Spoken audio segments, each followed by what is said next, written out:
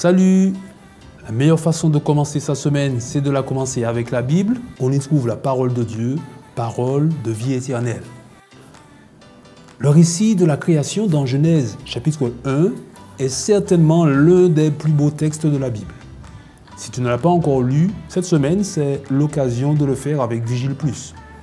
Personne n'était présent quand Dieu a créé, mais nous avons foi et cette foi dans cette œuvre n'est pas une folie, bien au contraire.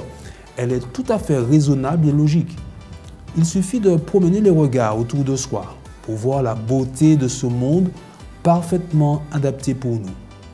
Dis-moi, qu'est-ce que tu trouves de plus beau dans la nature? Alors, bien sûr, l'humanité est au-dessus de tout, mais personnellement, j'apprécie particulièrement le soleil qui se couche dans la mer quand tout devient rouge, d'abord un rouge assez clair, puis de plus en plus foncé jusqu'à ce que le noir domine le ciel et la terre, et tout cela est magnifique.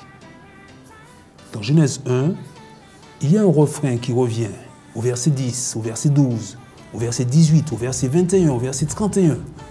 Ce refrain exprime ce que Dieu dit quand, après avoir pris la journée pour créer, il évalue son œuvre, et voici, la Bible dit que Dieu vit que tout ce qu'il avait fait, et voici, cela était bon. Et au verset 31, il ajoute même très bon. Certainement que Dieu a été le premier à apprécier un coucher de soleil et qu'il a vu que cela nous plairait. Il a compris qu'on trouverait la scène très belle parce que oui, notre Dieu est un artiste hors pair.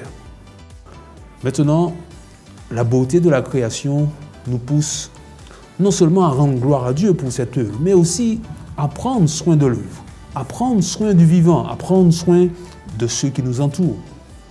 Dans Genèse chapitre 1, verset 22, la première bénédiction de Dieu pour un être vivant est adressée à un vivant non humain. Cela nous donne à réfléchir pour considérer notre environnement à sa juste valeur, pour en prendre soin, parce que c'est l'œuvre de Dieu. En tout cas, j'espère qu'en lisant Genèse 1 et 2 cette semaine, tu apprécieras mieux encore la vie que Dieu nous a donnée et tu pourras continuer à le célébrer. À bientôt.